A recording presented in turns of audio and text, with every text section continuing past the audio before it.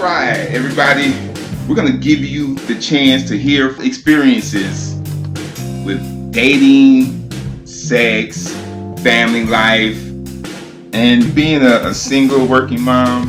Just everything. Just like we always do. We give you the real. All right, are you ready? I'm ready. Good, I'm glad you're ready.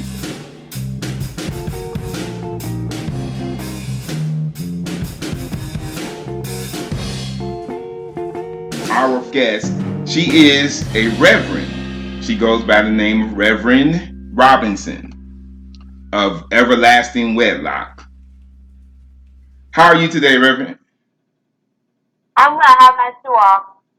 We're good. Well, how would you like for us to address you? Do you want us to call you Reverend, or do you want us to call you by your first name?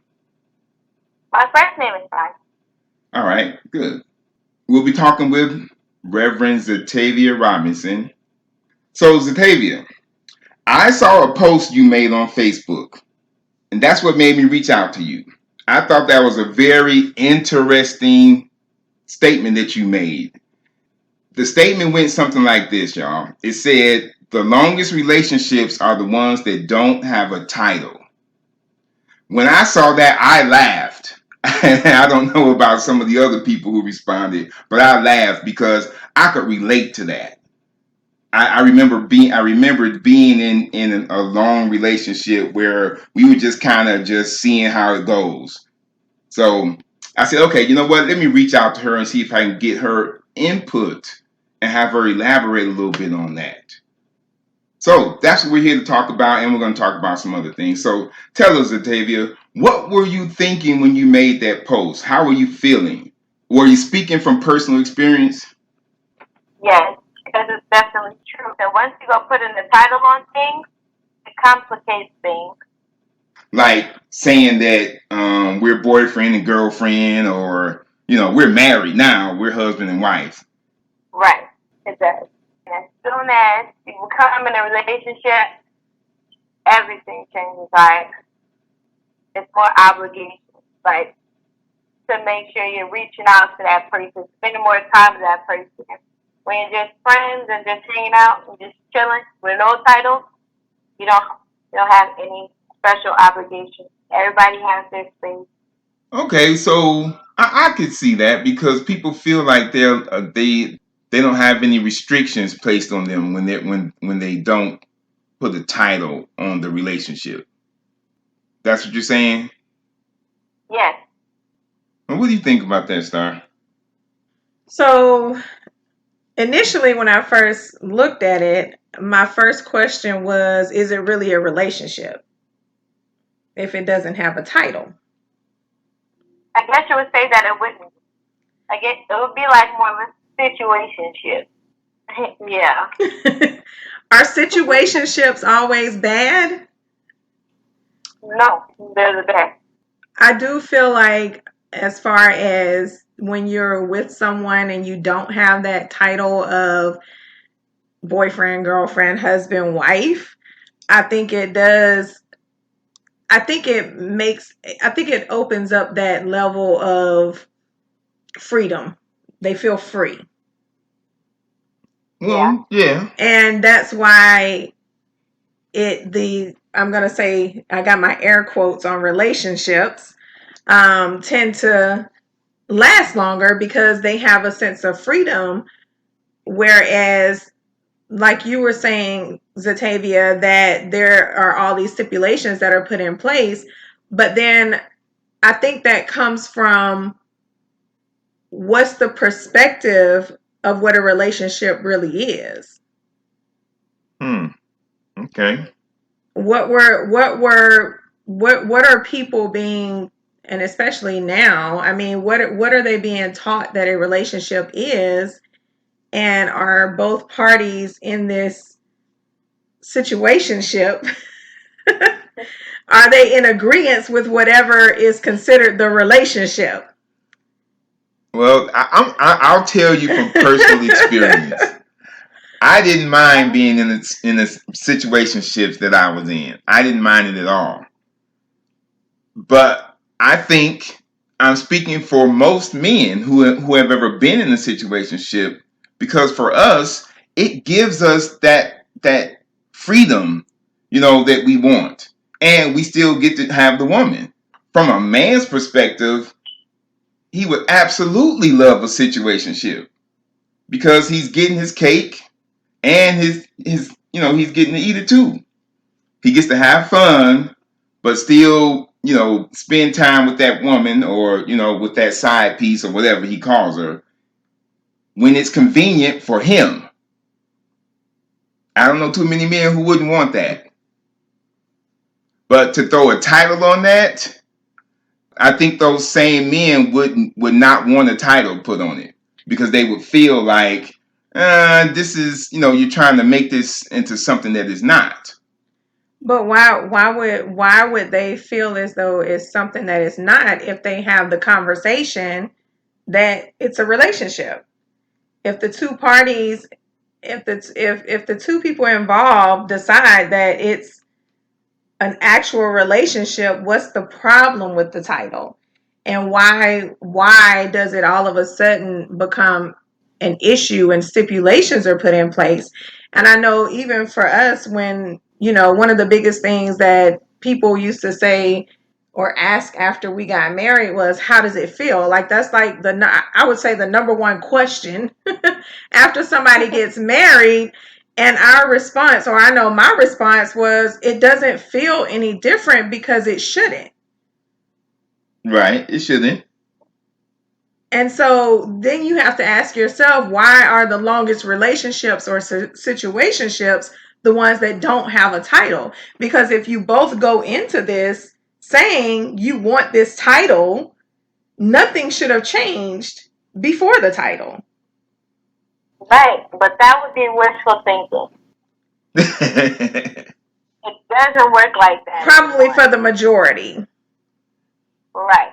Yeah. Well, like I was dating this guy last year, and we tried to put a title on it, and then he said, "Well, the one thing I don't like about you is that you're too friendly." But you can't say that somebody's too friendly. Well, I was friendly when you met me. Right. You met me because I spoke to you. I speak to everybody. There's just a respect thing. So you can't tell me that now that you want to get a relationship, that I just can't speak to nobody because I'm friendly. Okay, so then if you're looking at it from that perspective, then we have to look back at ourselves, I would say, when we say, is it really, again, a relationship, or are we choosing to be in some other form of a situationship that we somewhat don't agree with? Once, because if I met you and I'm friendly and I'm this person that's, let's just say, of service, and then all of a sudden we decide we want to be in a true relationship, boyfriend, girlfriend, or whatever the case may be, and then all of a sudden you're saying that that I'm too friendly, I give too much of myself, then how would that make me feel? Would I want to continue in a situationship and not be true to self? So then you have to look back at yourself and say, am I being true to myself at this point to be in this quote unquote longest relationship that doesn't have a title?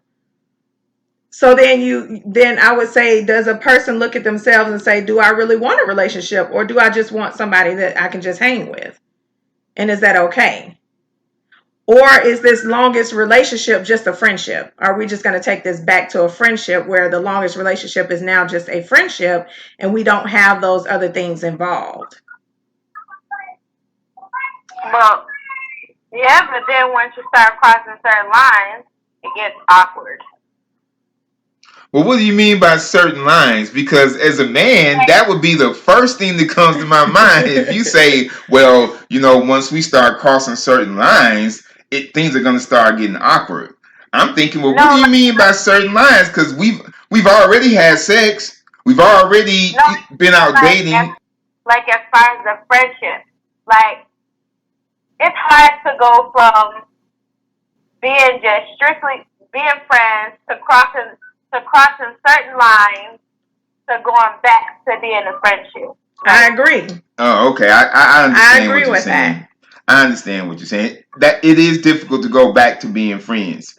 But as far as it being the longest relationship, when you choose not to have that title, I think and I'm saying we as in the person who listens to the reason that the title has to be released, are the ones who decide how long that relationship goes. So is it really the longest, or can it be the shortest? Does that make sense? If you, and let's go back to us. If you came to me after we met and you said to me, you know what, I really don't care that you do this, but I was doing it when I met you, and now all of a sudden we decide to be in a relationship, live together, and now you don't care. And we've crossed that line multiple times, right? And like she said, it gets awkward to go back to a friendship at that point. Like, it's, really hard. I would agree with that. It would then be my decision to say, okay, is this going to be another one of those longest relationships where we're just going to be like, okay, we're not going to put this title on this thing, we're just going to do whatever? Or do I just release you? I think it would be better if we just release each other and see if we can, at some point, maybe try to reconnect as friends. I personally, I don't think that a failed relationship should get in the way of a friendship. I just don't. I don't feel that way. It happens all the time, unfortunately. Right. It's very common. Very. And I think it's just all because of the emotions that are involved in it. Now, Mr. Claiborne, let's talk about emotions. Hold on, Zatavia, because when I say emotions, hold on. When I say emotions, you and I have to step back for a second, because women are emotional. We are aware of that. I'm over here trying to work on controlling my emotions. That's like a daily task for me. But the mister over here has been able to control emotions from years and years and years ago. So when we say that it becomes an emotional thing, he's not feeling that, because he's already gone through that school that other people, and probably the majority, has not accomplished. Listen, I think that the emotions should not become an issue, because, all right, let me start over. In this type of situation, this scenario that we're talking about, has this couple had sex? Yes. Okay, yes. See, at that point, we should not have a problem with emotions, because we already know how we feel about each other. Yes, but how can you be friends? Wait, let me finish. I'm getting there. I'm getting there.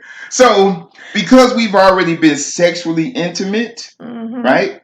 Because you have regular intimacy where you're close and you're talking, you're being affectionate, and then sexual intimacy. Okay. Right? Okay.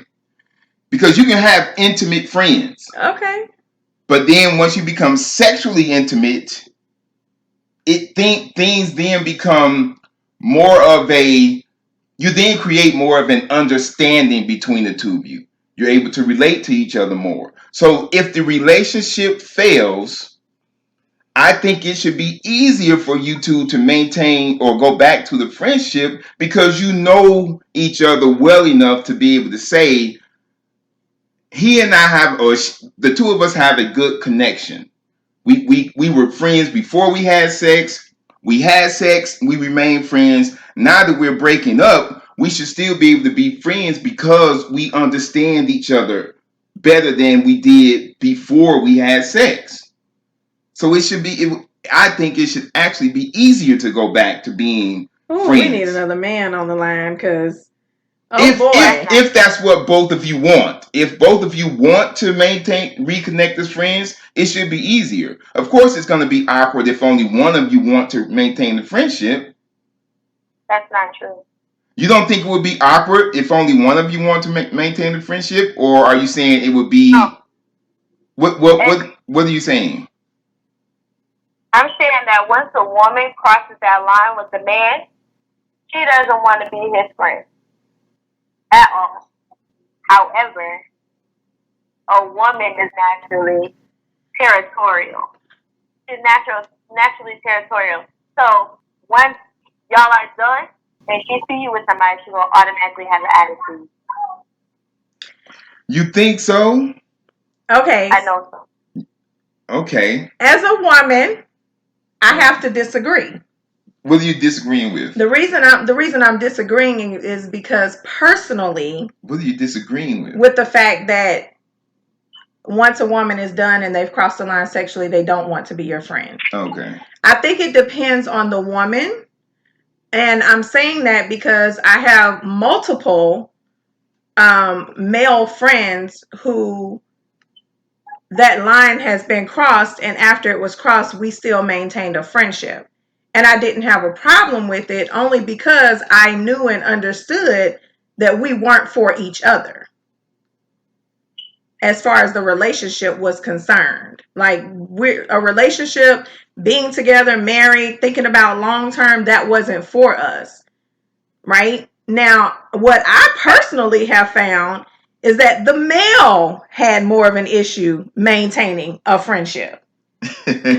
So now, here's where the difference came in, because they had more of an issue maintaining the relationship because they didn't want to see me with someone else.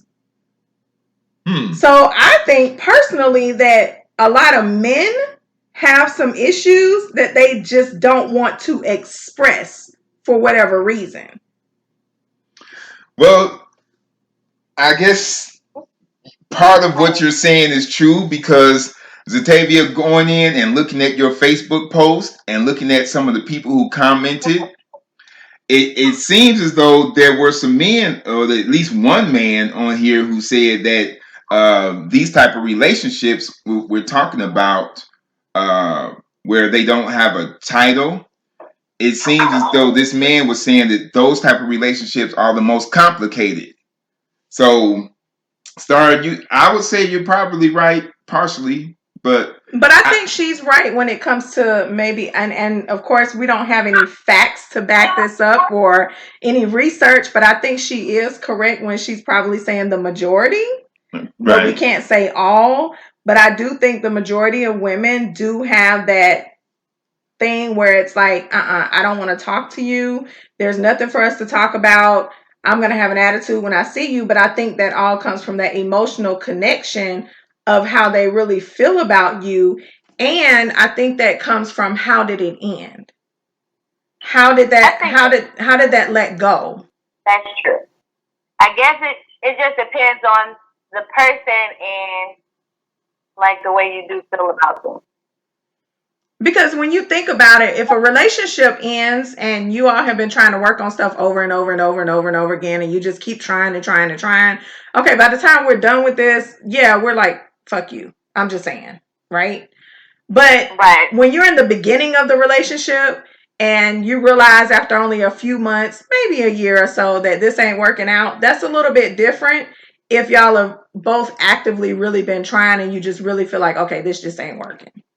If it's a mutual thing.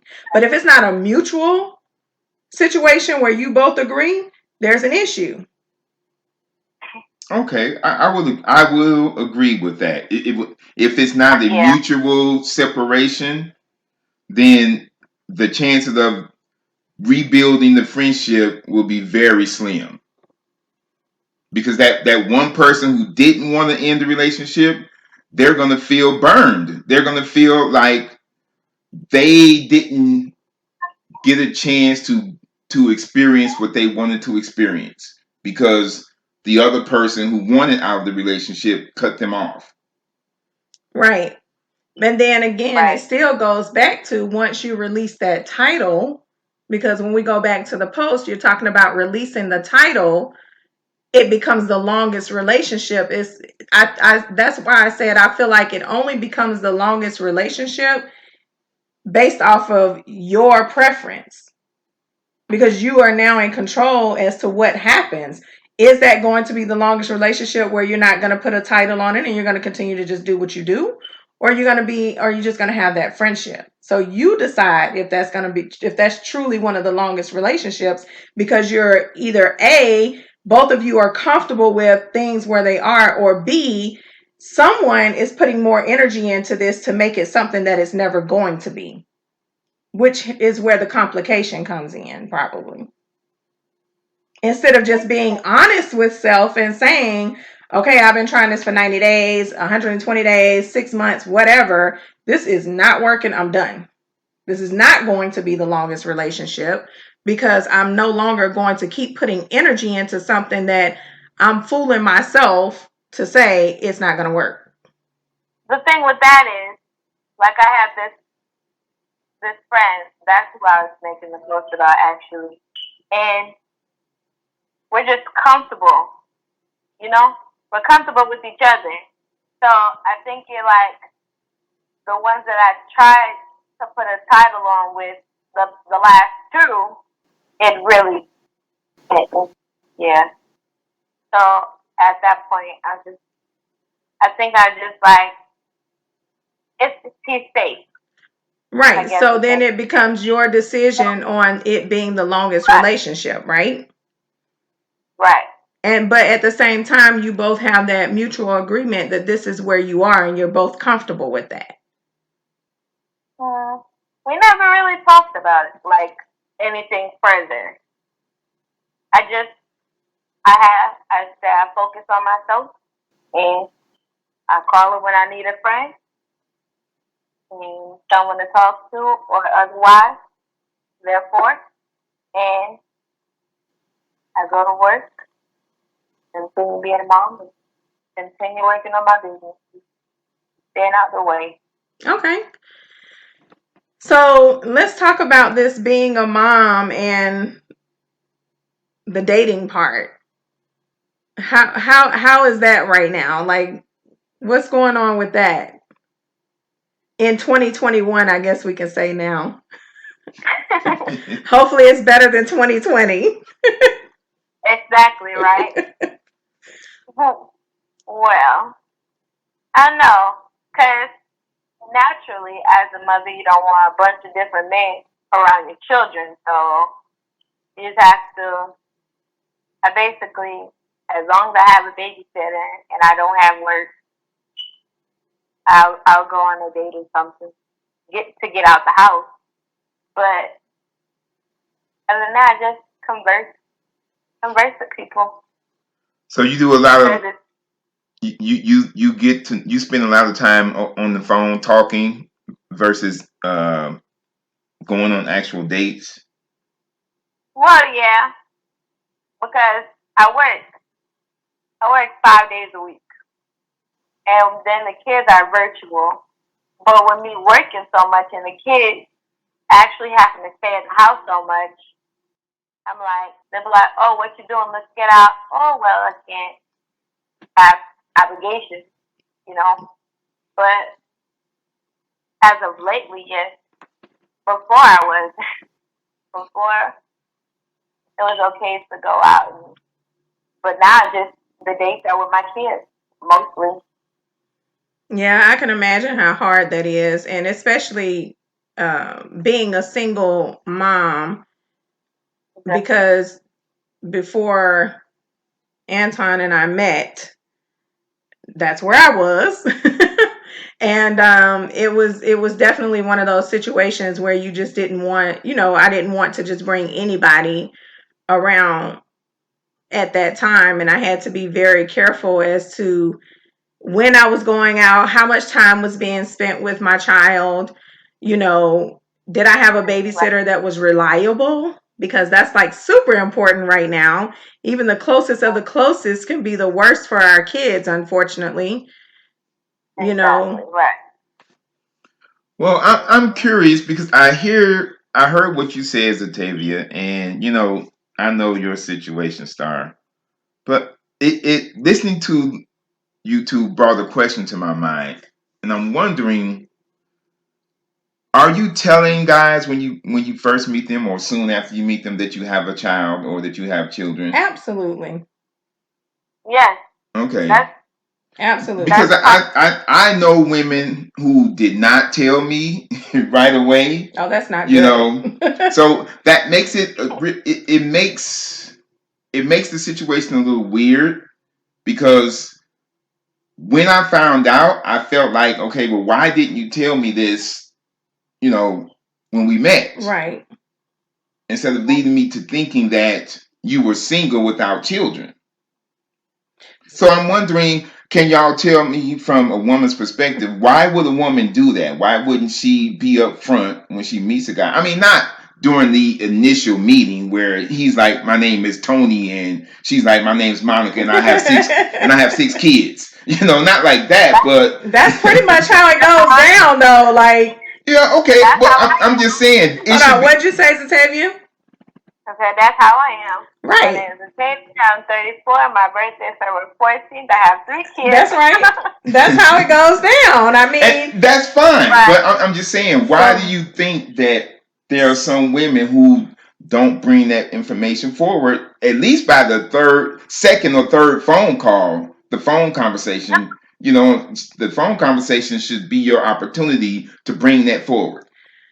I personally think that some women, maybe it's a situation where they feel as though they want to make sure you care about them and not allow, because, and this is, again, I don't know, this is a guesstimation, a guesstimate, I don't know, but I'm thinking that, a woman wants to know, okay, does he really care about me? Does he really want to be with me? Because if he does, then he'll accept the fact later that I have a child, because that child comes with me, right?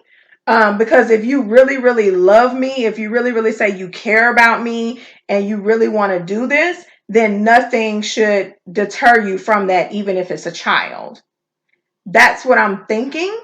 That may be going through some women's minds. Zatavia, maybe you can chime in on that. And anyone listening, please, post and let us know so he can get some insight, and maybe some of the other men out there, because I'm sure you're not the only one experiencing that. Zatavia, what do you think? I don't know. I would say because they wouldn't want to bring the man around their child immediately, but then that would be just don't bring him around them. I Right. don't know. Right, That's because for me, I think for me, I'm going to tell you, that yes, I have a child, and I'm going to tell you their age and everything, but you're not coming to my house.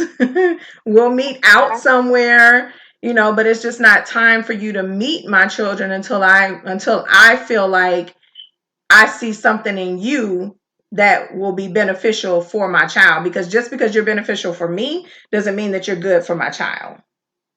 exactly. Okay. I can understand that. I can understand that. But I don't understand why women wouldn't just say it up front. That's the only thing I can think of as to why women may not say it up front. Well, I'm going to share this with y'all because I wanted to get y'all input on the possible reasons why a woman wouldn't reveal that information. What I have learned over the years, well, when I was single, was this one thing. There are women who feel a man will not want to date them if she has kids. It is true. There are women who feel a guy will not want to talk to them if he finds out she has kids. And so it's those women who I feel will withhold that information just because they want to, like you said, Star, they want to make sure that he's interested in her. But I think that comes down to a confidence issue and something from their past, because it is true, and I know it's true because I know guys who have specifically said, I don't want a woman with kids, period. I don't want to be with anyone who has kids. They have kids of their own, but they don't want to be with a woman who has kids. Or I know a couple of guys that have no kids and they don't want kids, and they don't want to be with a woman with kids. And so when you hear men putting it out there blatantly, the woman now is feeling like, if I can get him to care for me, he'll care for my kids. Instead of being honest with self, which is one of the principles that we truly teach, if you're honest with yourself and you want someone who's going to be good for your child, then you need to be honest enough and just say it up front and not worry about if he doesn't want to be with you because you don't have kids, because now you're going to end up forcing something that was never supposed to be forced from the beginning, because now, excuse me, now he's falling for you. And so he may have some emotions there, and there still may be some resentment with that child. Exactly. So I think it comes from them having that lack of confidence in saying, I can find somebody who wants to be with me and my child. But rather, they're trying to just take on anybody that comes in that they may see extremely physically attractive, right? And allowing the physical attraction to overtake them.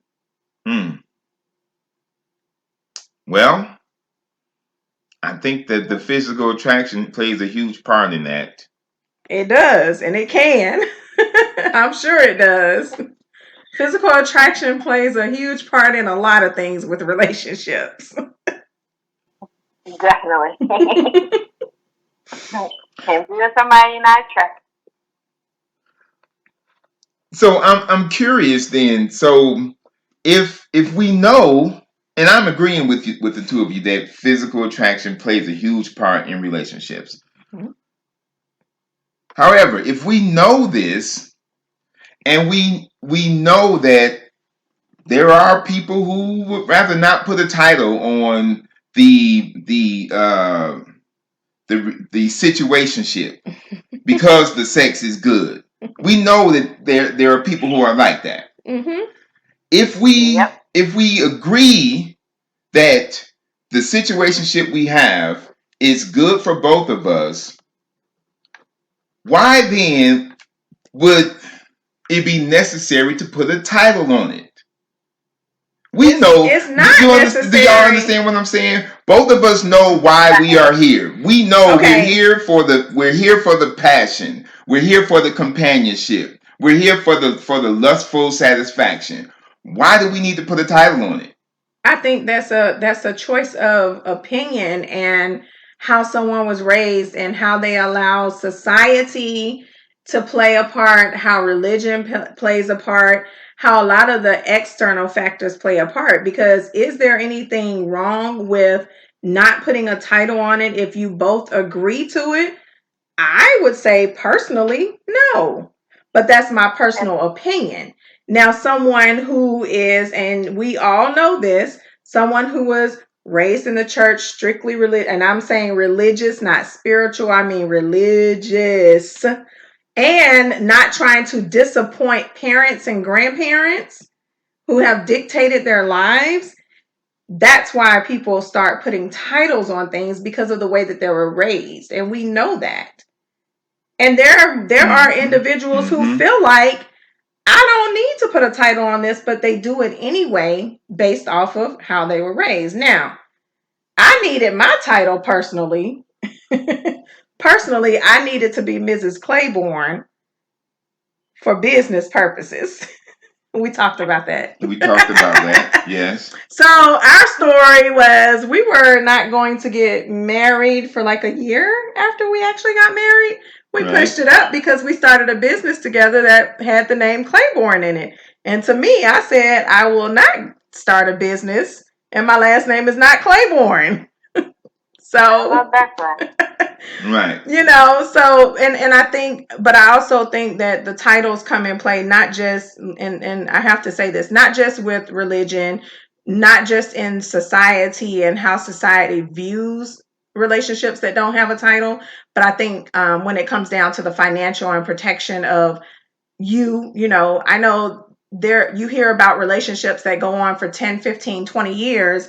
And then when that person is ready to die, all of a sudden they want to do a quick marriage because then everything is provided to that spouse, right? Because again, of how the government acts, right? So now the government has had a playing factor in why titles are put on things and why marriages specifically need to happen, because they see it as a way of protection for your spouse and your family. Okay, well, you're talking about the marriage title, and I understand what you're saying, and I agree with it. But when you look at the boyfriend girlfriend title, should we say that that title is necessary?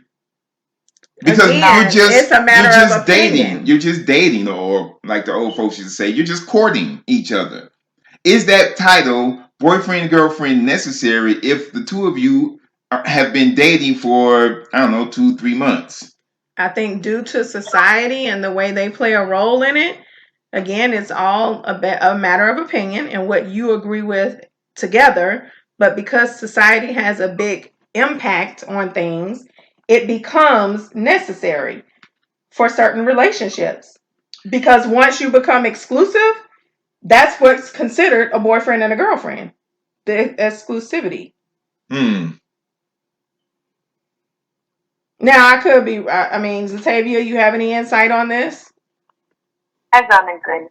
I just call him my semi-boyfriend. Semi boyfriend.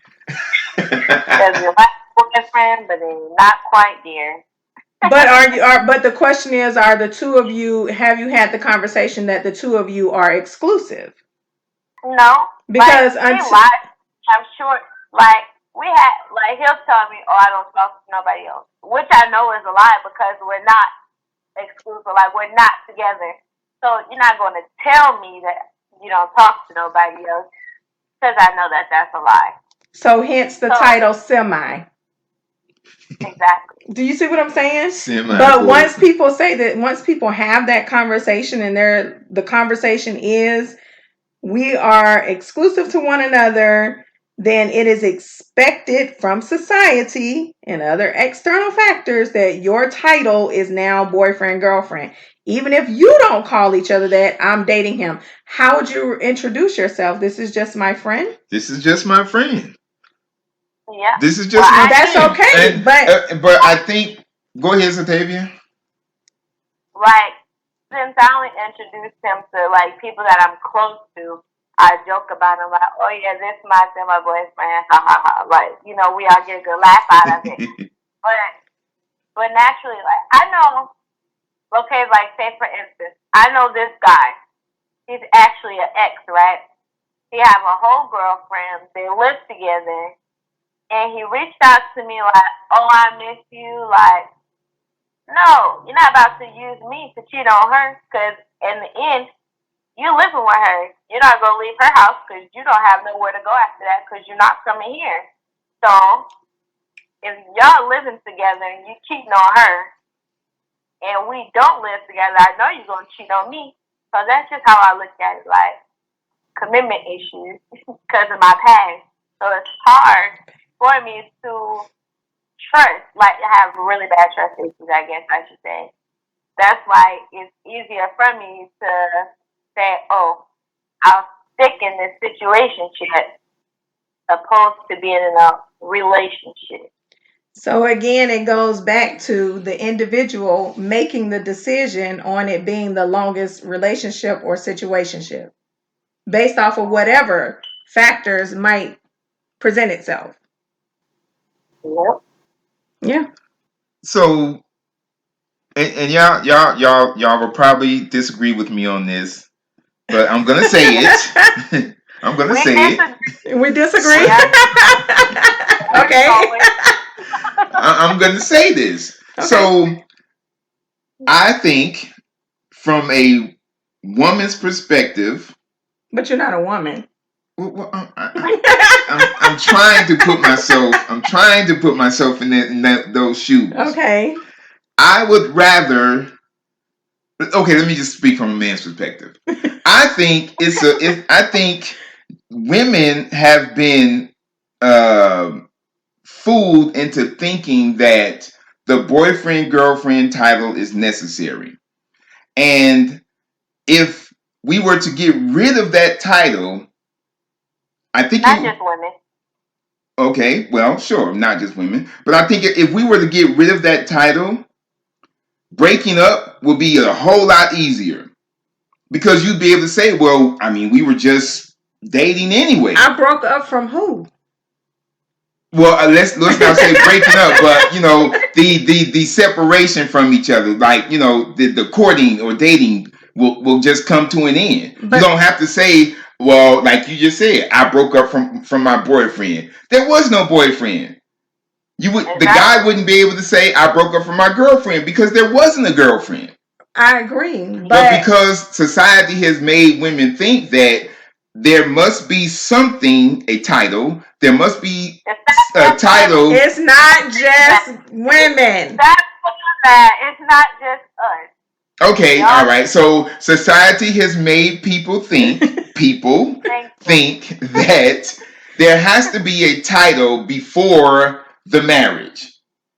And I just don't. I don't. See, you just took a whole nother turn.